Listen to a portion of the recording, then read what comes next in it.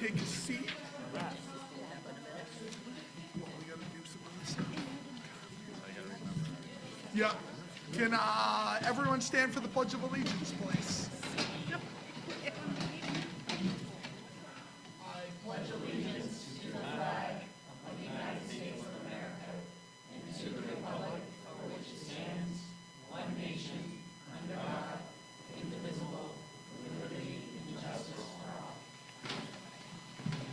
Alrighty. I don't believe, I didn't hear that any board member, we've got everybody. Annie, so everyone knows, Annie Seifried did resign from the board. So we have an open seat, just so everyone knows, if anyone's listening, we have an open seat in Manchester and an open seat in Wayne. So if anyone from those towns are interested, reach out to your town office and they know the process for you to get on the board. So I think everyone else is here. I know our student reps had reached out, and I know Luke's at basketball tryouts, and Kate, I don't know, but they couldn't be here tonight because they're busy. So we will get, before we do adjustments, I did have an announcement. Everyone on the board got an email from Christine about a training tomorrow evening, and everyone on the board, if you can participate tomorrow evening in that, it's for the hiring committee for the superintendent, and it's also because we're going to be interviewing the finalists. We need to participate in that, and if you can't come tomorrow evening, it'll be recorded, and you need to watch it, and you'll get a paper to sign. So I just wanted to make that announcement because there was a little bit of confusion why people on the board got it, but we're all on the hiring committee because our single most important job is to hire a superintendent. So, thank you. All right, now additions, adjustments to the agenda by the Board of Superintendent. So I'd like to add an addition to to consider a request from Mandy Poulin to have an extended rest of the year leave of absence. Okay, so that'd be F.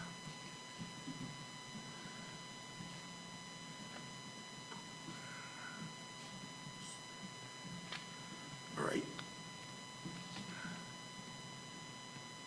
Do you have any others? Which I believe you do. So we do have to add the acceptance of the resignation of Chris Goslin, assistant principal at the Maranacook Middle School.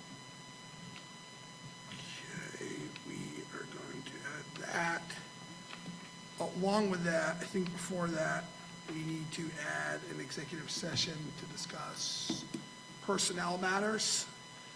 So I'm going to make that, we're going to do that after we finish this. So we're going to make that number 4, so everything else bounces down, 5, 6, 7.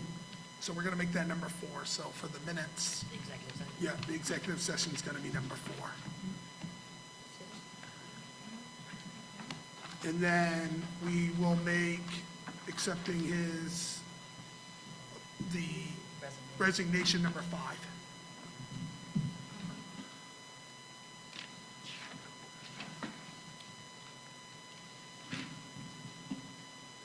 Does that make sense to everybody? Sure. All right, do we have any other things we need to add? Anyone on the board? I didn't hear from anybody, but.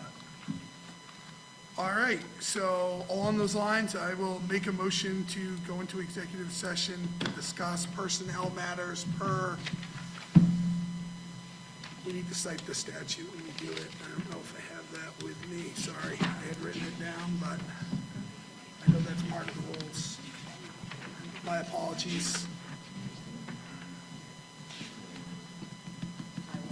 I know. It used to be in here, but it may be.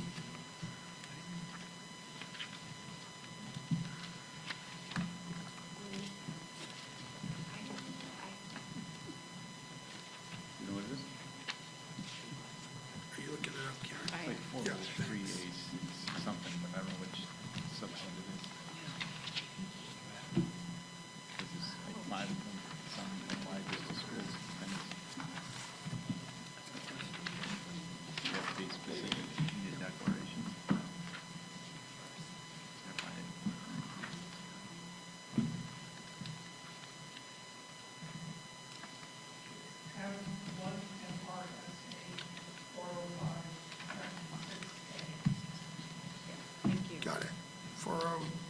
You said 40?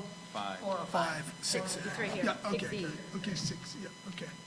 Perfect. Per 1 MRSA 405, 6E. Second. All right, moved and seconded. All those in favor? Unanimous. All right, we will go to the minute. All right. We got everyone found their way back? Okay, call the meeting back to order. We're out of executive session. We're gonna move to number 5, accept the resignation of middle school principal Chris Goslin. Yep. Second. All right, so moved and seconded. Any discussion? All those in favor? It is unanimous. All right. I'm gonna go to Karen, and she's gonna discuss the plans moving forward for the middle school principal position. So I want to assure the board and the community that we have an interim plan in place to maintain administrative coverage and student supervision at the middle school through January 5th, 2026, when hopefully we have our new administrator beginning. The plan includes daily administrative presence through district personnel, enhanced supervision protocols during critical times, clear incident response procedures utilizing existing team leader structures. Our immediate priority is ensuring continuity of operations and student safety. The interim plan accomplishes this while positioning the building for a smooth transition to permanent leadership in January. All right, well, thank you for that. Does any board members have any questions? All right. Well, thank you for all those who are stepping up and continue to step up to fill that role. Number 4, next up is citizens' comments. I don't know if we have any. Sean, they were none Oh, they're none on the list. Okay. They're none on the list. Is there anyone raising their hand online who wants to comment? All right, seeing none, we will move along to the next item, which is presentation Maine's model of school support, school plans. There we go. So in September, I presented information about the state system and helping support schools that have been identified under specific criteria of needing additional supports. The criteria, as I had explained at the September board meeting, involve our students who are chronically absent as one of the key indicators that would identify a school as of concern. From there, it is the achievement and growth scores from our state assessments are then evaluated, along with our entire school populations, but then subgroups of students within those school communities. There are 3 levels of school supports, and they were formally, as we've presented in the past, the state identified them as Tier 1, Tier 2, and Tier 3. That had been confusing on many levels because we use those terms in other ways. So they have renamed them. So formally, Tier 1 is now, their acronym is ATSI schools that I explained at our September meeting. I'm just trying to recap this information. And those schools are Manchester, Reedfield, and Maranacook Community School that are designated as ATSI status. And then we have 2 schools that were formerly identified as Tier 3, but now they're comprehensive school improvement schools, and that would be Mount Vernon and Wayne. The key difference between a CSI school and an ATSI school is that a CSI school does receive comprehensive state support with coaches and some funding, and there's a lot of application process that goes along with those CSI schools, and accountability regarding how those funds are utilized, what the professional development plan is, and so on and so forth. The ATSE schools, we're required to have the building principals have a team that reviews data and identifies evidence-based interventions and creates action plans that their school follows throughout the year. And so all 5 principals have, or I should say, well, Michelle is taking on the middle school, as we know, so she caught up to speed on that, have worked on their plans, and they will be presenting them each to you tonight. And we start with the middle school.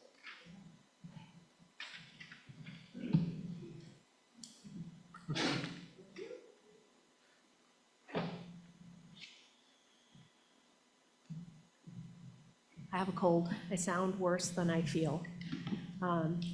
So this is new to me, as is my school. But what you see before you are interventions and supports that the team chose to put in place to support our populations that you've seen before.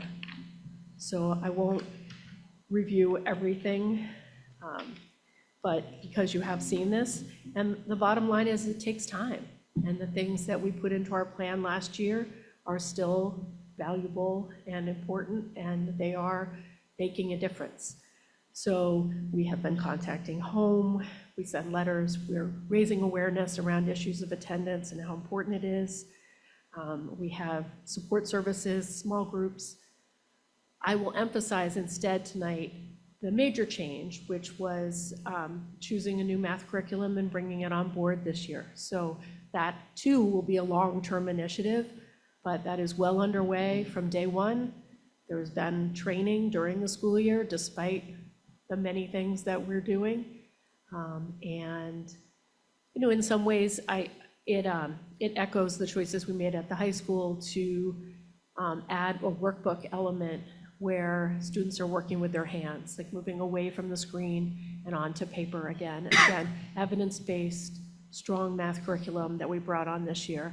So this is evolving and continuing, but all good things, and that is my report tonight. Any questions? Michelle, Yeah. compared to last year in terms of the attendance, the percentages, is it showing improvement? The district as a whole, I know, I mean, the most recent has shown great improvement. I think every school has shown improvement. So that focus on attendance and that, yes, the state looks at our scores and wants us to address this, but we, of course, address attendance ourselves often and increasingly often, and those initiatives are paying off. They really are. Karen may have the more recent data for you, but every school has shown gains. Excellent. Thank you. Yeah, you're welcome. Thank you for asking that. David Twitchell? Probably don't. Under target group scenarios, white students math. Could you I know, clarify right? that for me? Yes, we are struggling with our white students. I don't like, no, I mean, almost all of our students are white, and I have been an administrator at a building which was 40% students of color, so it is different. A lot of this is, it's standardized tests, it's a small group of students. Just even our 367 is small compared to many schools across the country. Not so much the state, but so yes, some things seem surprising, but I really have no explanation. It's just how the identification of students threw up some of those, you know, warning flags. We're a tier 1 school, now an ATSE school, they're warning flags. And it's good work that the DOE is doing for us, letting us know when there are things we should pay attention to. But that is a good question, and I think it has to do with the fact that we don't have so much diversity in that one area. Thank you. Yeah, you're welcome. Any other questions? Oh, Please. sir. We don't have questions. You can email the superintendent. We don't have questions from the audience during the board meeting. No. But you can definitely email me if you like. Yep. Next up. Where's that?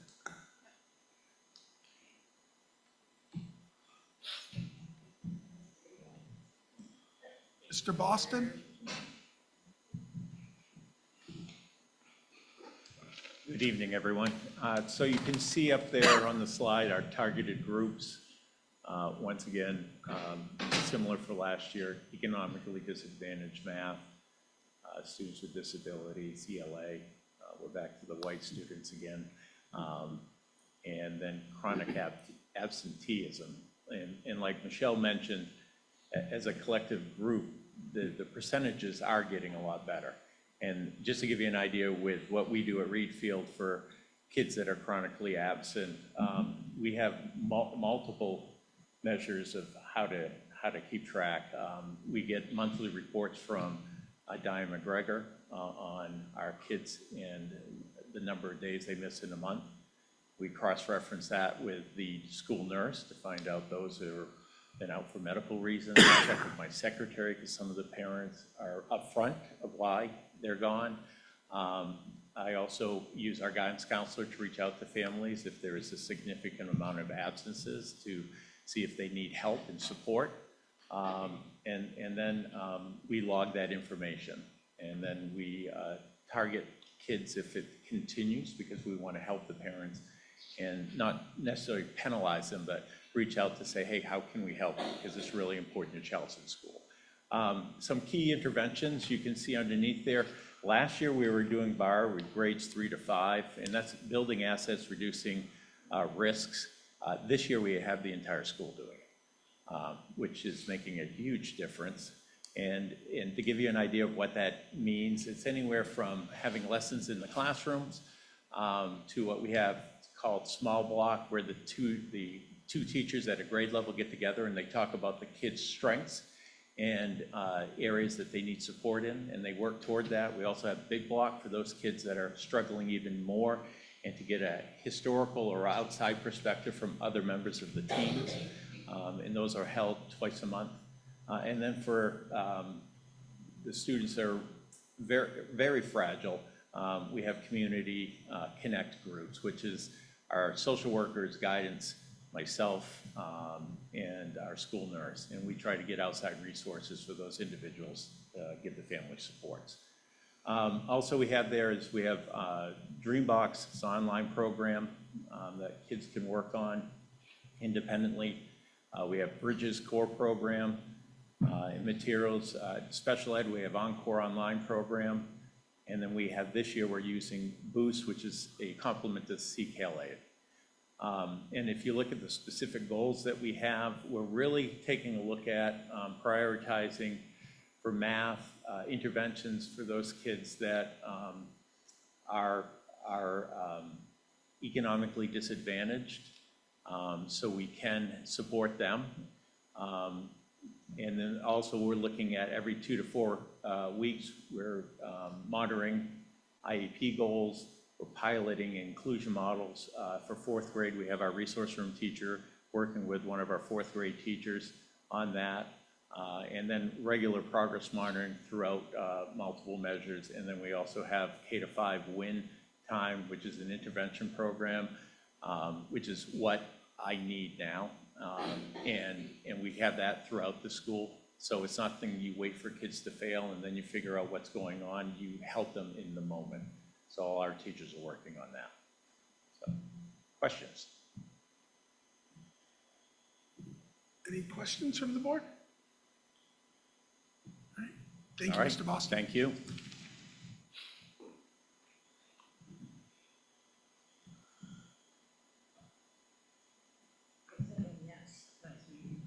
Abby Hartford, the principal at Manchester Elementary School. My scenario is similar to Jeff's. The children that are struggling that were identified were economically disadvantaged, chronic absent, and then looking at their ELA and math achievement scores. So this was 2 years ago we began that we were flagged. Last year we were not flagged, so we're making progress. with our interventions.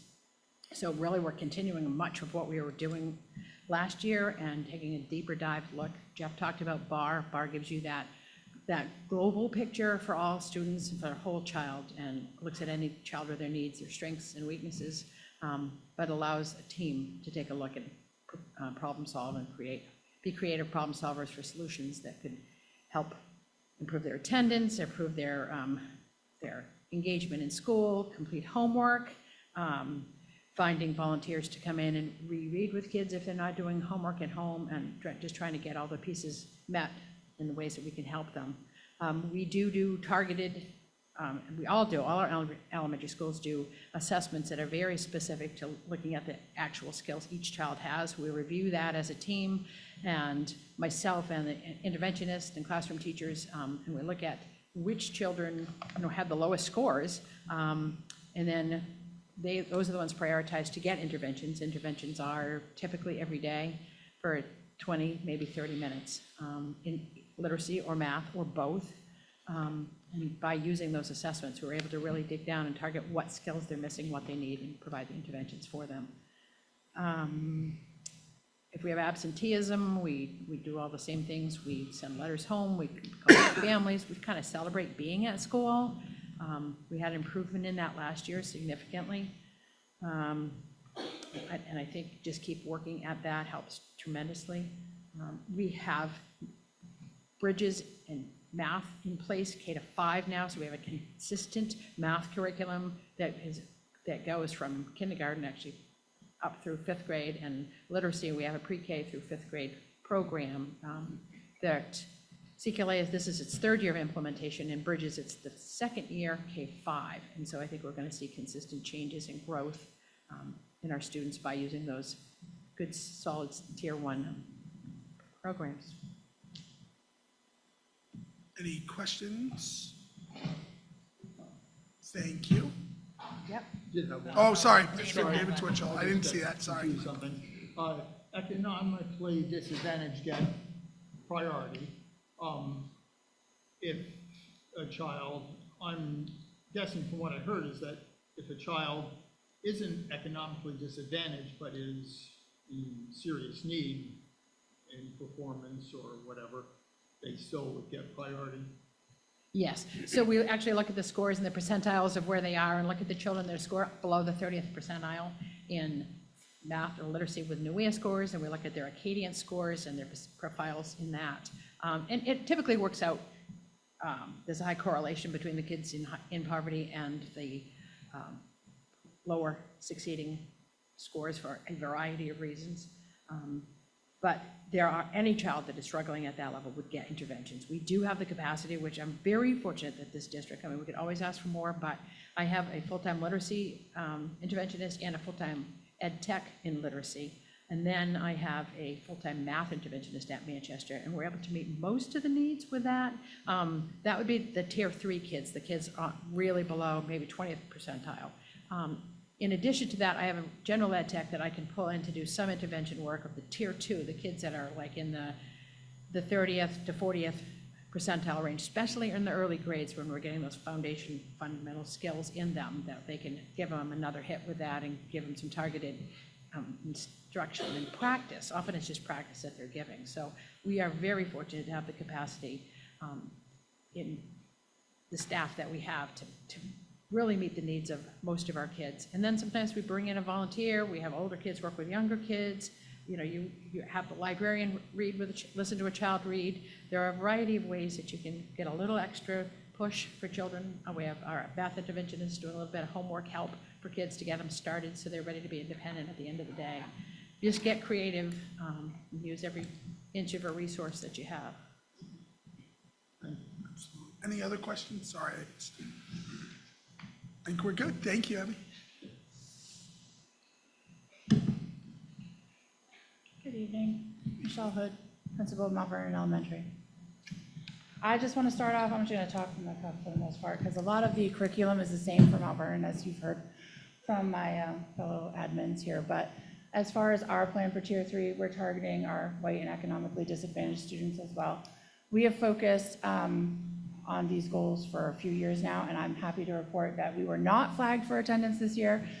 So the initiatives that we've put into place for attendance, we're continuing. We're hoping to maintain that and continue that for this year. We, again, reward students for coming to school, make it fun, and we have a team that works together to look at anyone who is missing days to target why that is and take them on plan. We also have taken on bar this year, so we get 1 year with bar coaching. We're doing it full school implementation, so we are putting students through that tier 1, tier 2, and tier 3 levels as well. We also do the win time. We are taking on a book study for math. Math is going to be our targeted goal this year. Math is where we have struggled the most. So we are working again with a math coach this year. We're working on deeper questioning within the classroom. She's going to be coaching teachers, guiding them through lessons, working on planning. We're also continuing with our win time. We're also working with her on the book study for Hands Up, Speak Out, which will follow along with that deeper questioning. Gosh, I'm trying to think. And we're working on getting a consultant to consult with us as far as additional interventions for our grades 3 through 5 to try to boost them up and fill some of the gaps that maybe they've missed in earlier years. So Art show we're and just going to keep kickball. trucking with these plans because we're making some progress. Our attendance looks good. Reading is solid. So really it's targeting the math this year for us. Any questions? Any questions? When do you play kickball? I like playing. And we do play kickball. We incorporate that every spring with arts night, so that works out pretty well. Maybe I'll sneak by. In college, I played in an adult kickball league, so. Good evening, Jeanette Jacobs, principal at Wayne Elementary. So Wayne Elementary has reached a pivotal moment as this is our final year of a 4-year strategic plan that we've been implementing. This year, we also welcomed a parent representative, Jeannie Burnett, to our leadership team, reinforcing our commitment to authentic family engagement and collaborative decision-making. And our data tells a compelling story of progress. Our literacy and math achievement scores are trending positively with significant increases across both domains.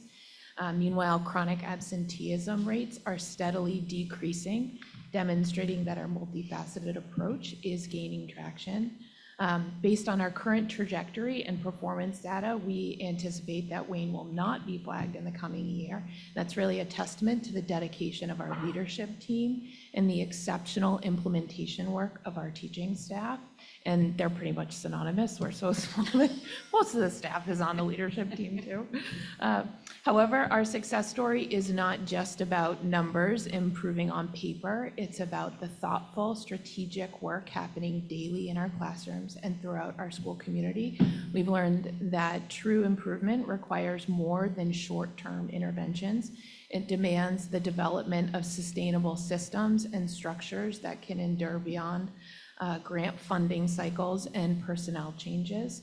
From the outset, our leadership team has designed our improvement efforts with sustainability in mind, both from the human resource perspective and from a budgetary standpoint. We often ask ourselves some critical questions. What happens when our team members transition into new roles? How do we maintain momentum when external funding ends? Because we are planning on getting off the list. And how do we ensure that these practices become the way we do things here rather than temporary initiatives? So the interventions we've implemented are purposeful and interconnected. Our refinement of our multi-tiered systems of support structures and protocols has created clear pathways for identifying students' needs and delivering targeted support, similar to many of the things my colleagues have shared.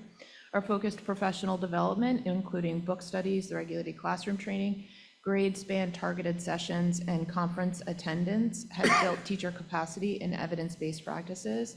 Win Time provides dedicated intervention and enrichment opportunities within the school day, ensuring that all students receive targeted support aligned to their specific needs. Our family engagement initiatives have deepened the home to the Home to School partnership through diverse and meaningful connections. We've done everything from ice fishing on Androscoggin to welcoming community members to read alongside our students. And additionally, our community surveys have opened critical dialogue about barriers to student connectedness, which ultimately impacts attendance, as we know, which has allowed us to address challenges proactively and create more inclusive pathways for family involvement in their children's education. And these efforts have produced measurable results reflected in our specific goals. We actually were able to surpass our goals last year. So looking ahead, our main focus this year is on refining Tier 2 systems and supports across all domains: math, literacy, attendance, and social, emotional, behavioral development. We recognize that while Tier 1 core instruction reaches all students and Tier 3 intensive interventions serve those with the most significant needs, Tier 2 represents a critical middle ground. Strengthening these targeted supports will help us catch students before they fall too far behind and reduce the number requiring intensive intervention support. And this work really represents more than compliance with improvement mandates. It reflects our commitment to ensuring that every Wayne student receives the instruction, support, and encouragement that they need to succeed. And I told the other administrators I was going to gloat, but seriously, I just want to highlight the work that our staff has done. This is a selection of the book studies that we have done over the past couple of years. And this is above and beyond just the regular, workday. This is additional professional development that they have worked on. And every year that I get up here, I also forget to say that this is not work that we do individually. This work is really leveraged off the district work that we're all doing. And so all of our paddles are rowing in the same direction, and that has really created the momentum and the success that's helped elevate our small schools. So thank you. Thank you. Any questions? Any questions? Nope, I think we're good. Thank you so much. Thank you all. So, I think one thing to highlight here is, the testament to all the building principals and some of the consistencies you're hearing across each one's story about what's happening in their schools. And I think that we've talked about ensuring that students at each and all of our elementary schools have comparable educational experiences. And I think, what we just heard really solidifies the work those elementary principals have been doing to ensure that. And as well as, the middle school and high school and our bar initiatives and so on and so forth. The principals work hard. They have their teams, and they rely on those team members to get the work done, to ensure that our students are getting the education that they need. And we have a wonderful, wonderful team here at Marana Cook. So please don't hesitate to reach out if you have any questions about the presentation tonight or the main models of school support. You can also go back into the slide deck and the notes from our previous meetings to kind of see that history of the work that we've been doing with regard to our expectations from the state and support our funding that we will continue to receive from the state as well. All right, well, thank you everyone for all your work and having some fun into it, as you see, because I'm a true believer. I've been listening to this podcast that if kids don't feel comfortable, welcome at school, then it's a trend. It's a trickle effect. That starts with kids feeling comfortable and welcome at school, and then everything else kind of solves itself. So thank you all for all you're doing. Transportation budget update. So we need to brief you on a budget issue that has come to light involving the state bus subsidy program. The bottom line is that we'll need to absorb $54,800 reduction in our FY '26 subsidy. That's the FY '25 subsidy we received, plus the FY '26 allocation we won't be getting. I want to walk you through what happened, take responsibility for our part in it, and tell you what we're already doing to make sure this doesn't happen again. So here's the sequence of events. Back in fall 2023, we requested approval to replace a bus through the state subsidy program. The DOE approved it, but as you know, we've been dealing with significant driver shortages, and the reality was that we needed something our staff could actually drive without a CDL. So we decided to purchase a 14-passenger vehicle instead. It cost about $93,000, and that came out of our regular transportation budget. Here's where we dropped the ball. That smaller vehicle doesn't qualify for the state subsidy program. It has entirely different specifications. We should have immediately canceled our original request with the DOE when we changed direction. We didn't. We also never submitted the documentation for qualifying the replacement bus, but the state still proceeded and paid the FY '25 subsidy and included it in our FY '26 subsidy calculations. This surfaced when our transportation director, Jason Soroy, submitted a new bus request this year. The DOE representative noticed that the old 2023 request still sitting in the system and asked us to cancel it. We said, yes, of course. And well, that triggered the finance office at the DOE to ask the obvious question. Why are you canceling a request you're receiving subsidy for? And that's when we realized we'd been receiving subsidy payments for a bus purchase that we didn't qualify for. So we take full responsibility for this. It's an administrative error on our part. We should have canceled the request immediately. We should have better understood what it meant to deviate from an approved subsidy request. We should have better communication with the DOE throughout.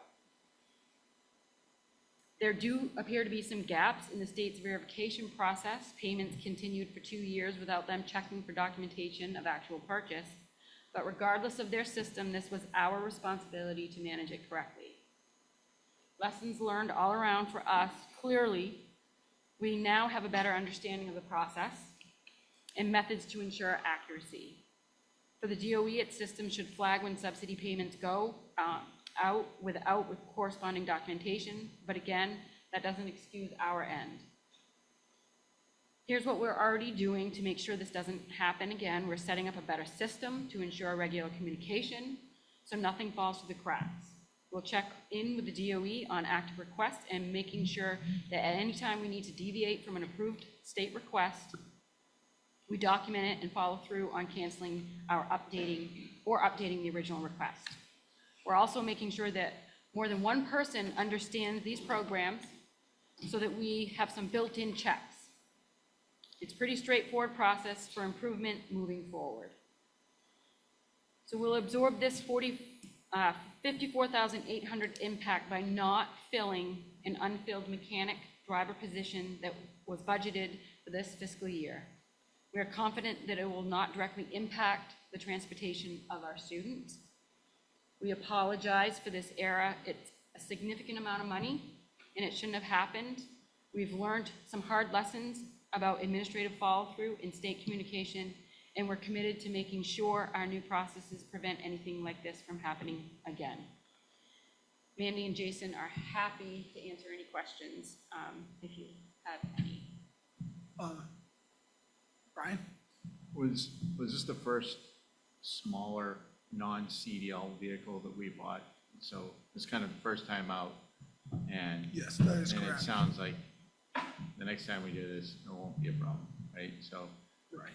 it also seems like one of those weird bureaucratic things where you did all the right things and just got caught up in some unfortunate. So it is a school, every education is expensive, and this one is too. But I think at the end of the day, we need non-CDL buses, it's super important.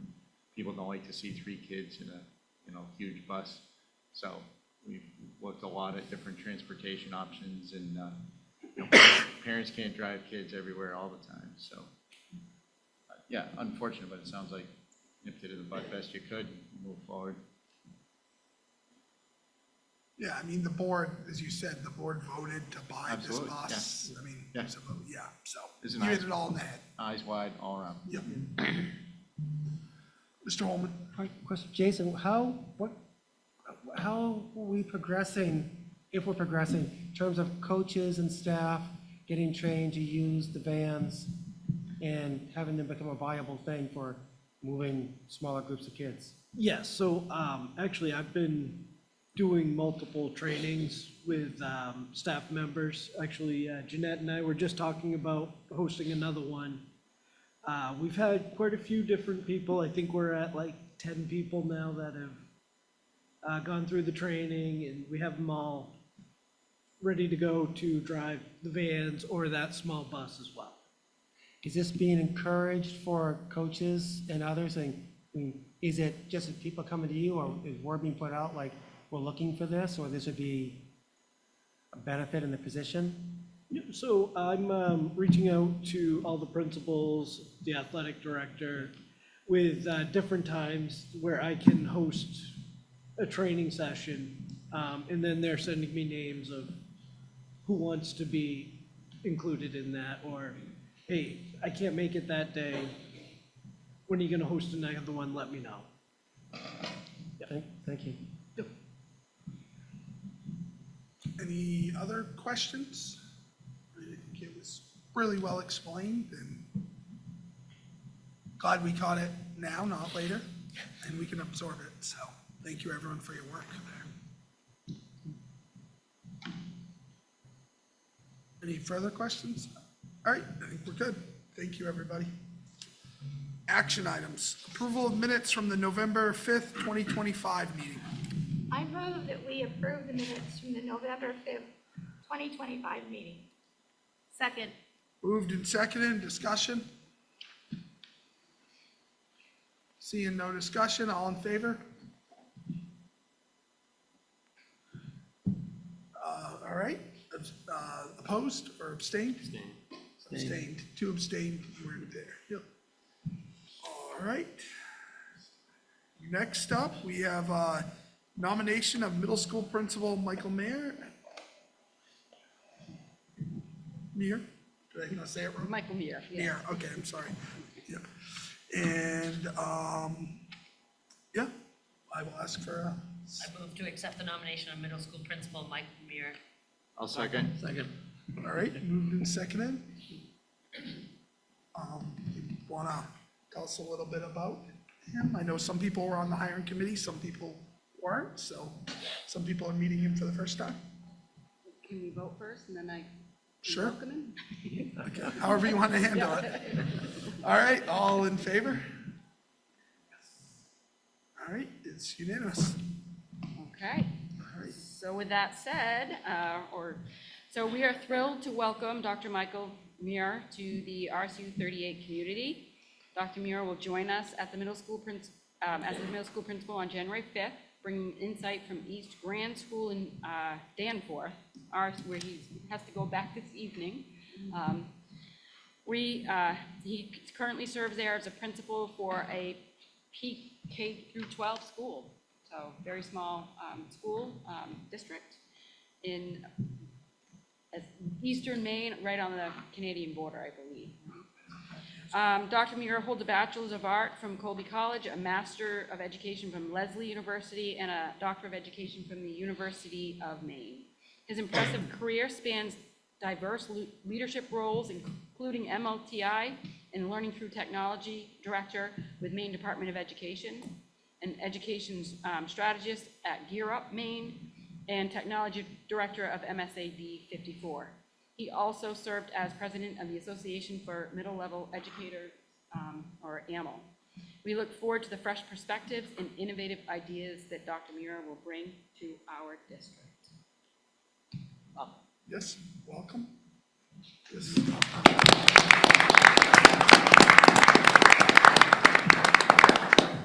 thank you.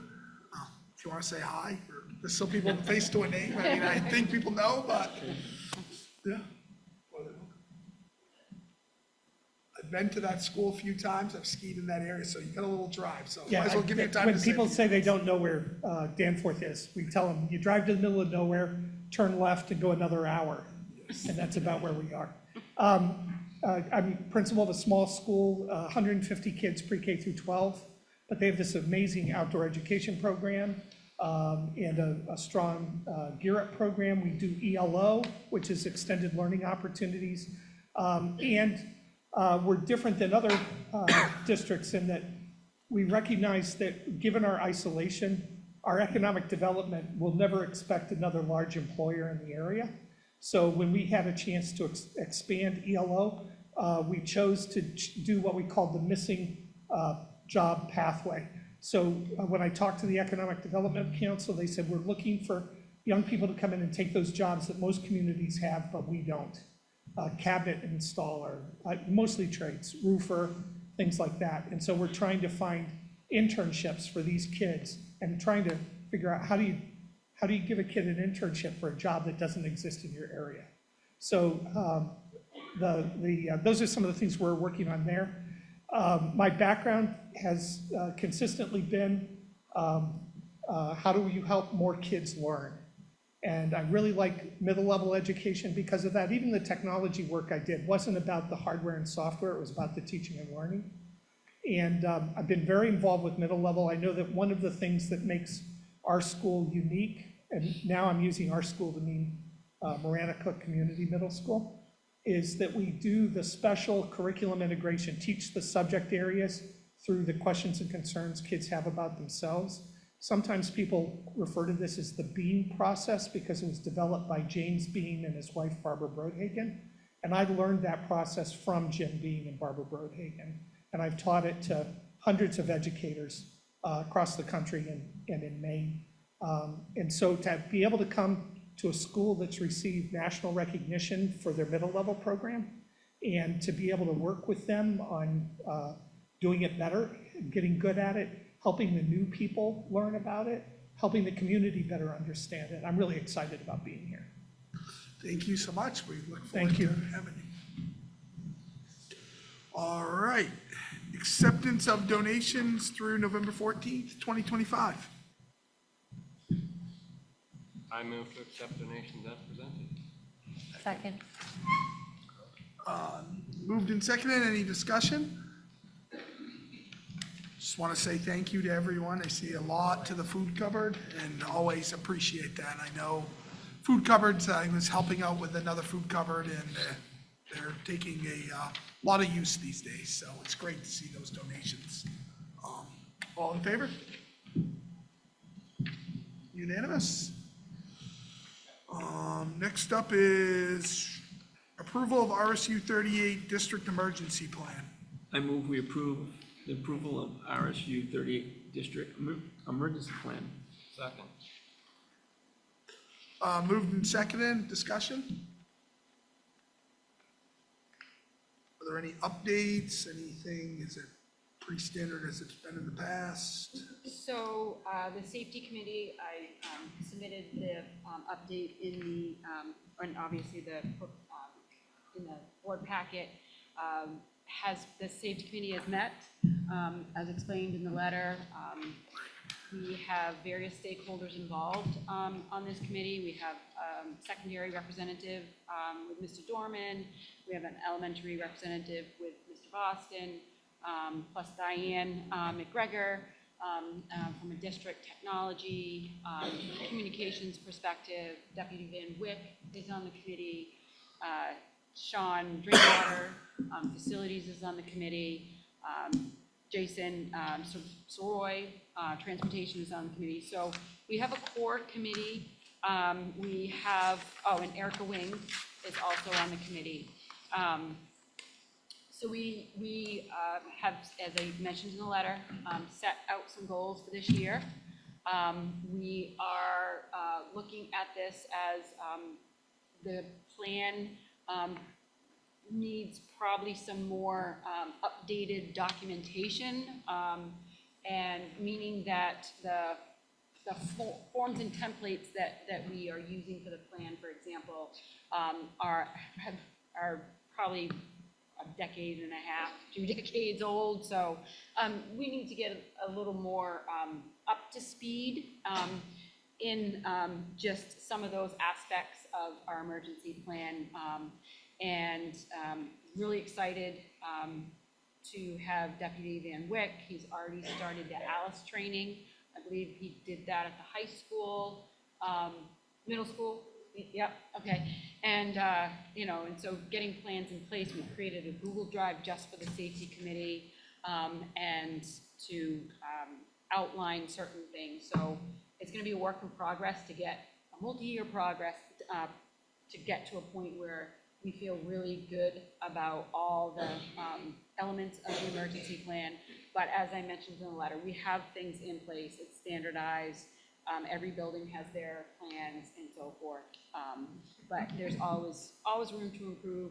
And there's also, just as I mentioned in the letter, the main school safety center that we want to tap into and utilize that resource more. And so we're already looking into that. Thank you. Any questions?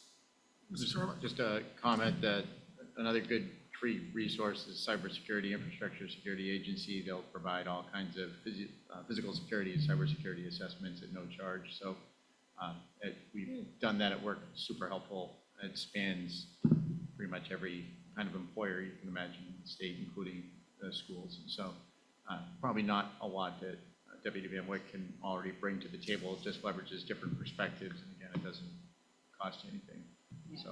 And for cybersecurity, Diane McGregor is also, key player in helping us ensure that we have that as well. So, and has access to resources across the state. So we certainly value that as a component of the emergency plan. And through our insurance company, yes. Any other questions? All right, seeing none, all those in favor? Unanimous. Thank you. Approval of calendar changes.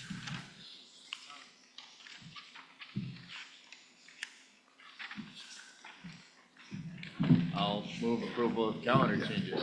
Second. All right. It's a pregnant moved and pause. Yeah. Moved and seconded. I know there was in our packet, but if you want to walk us through that, that'd be great. Okay, so as explained in the document that I shared with you, I had a request brought to me by the association to consider the December 23rd day before our break for the holidays to be a half day. And she provided her rationales and so forth, and I took that information and decided to gather some research. And as you can see, I went back 10 years with the assistance of the administrative assistant, Amy Tyrion, to look back the 10 years and kind of see, what have we done before our holiday break. And this year, it's that full day on the 23rd, and the previous 3 years, we had early release days. I also want to point out, as I mentioned in the letter, is that the 23rd is the latest, going back 10 years, that we've ever even gone. We either have been, the 21st or the 22nd, and then break.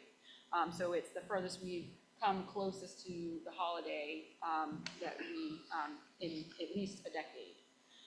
So I provided several rationales. I don't know that I need to go over them, each and every one of them, but I think an important piece about the educational reality I mentioned, that day before the holidays.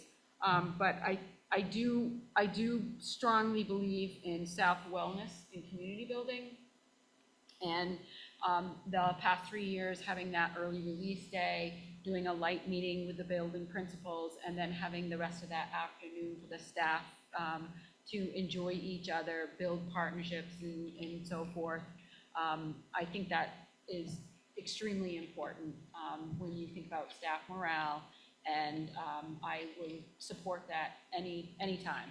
And so I hope that you consider this request to have the December 23rd date be a half-day for students, and then it be an afternoon for the staff to enjoy each other.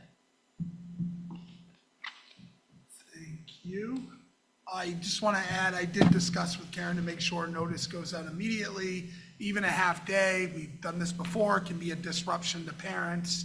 Trying to find childcare, a slight change to a parent or a guardian schedule can be quite disruptive. And so we want to make sure that notice gets out rather quickly, and she said that we would make sure that happened, so. I did want to make sure that side of the equation was talked about, so let that be known. Any other discussion? All right, all those in favor? Unanimous, thank you. Next, we have a request from Mandy Poulin for an extended leave of absence. I move that we accept Mandy Pullen's request for an extended leave of absence. Second. All right, moved and seconded, discussion? Kristen, did you second, or? I beat her. Okay. Yeah, Leslie beat her, so we gotta put that down. I won. Yeah, Leslie. I won. So, I know, I got one quick question. Are we during a leave of absence condition, is that person's employment guaranteed the following year? So it's irrespective of FEMLA requirements or anything along those lines? So, okay. Just wanted to make sure that that was understood by the parties. Yep, and that's explained in the letter, and it's it's our policy GCCA. Okay, good. It's good there. Thank you. any other questions? Comments? All right, all those in favor? It's unanimous. All right, motion to adjourn. So moved. Second. All right.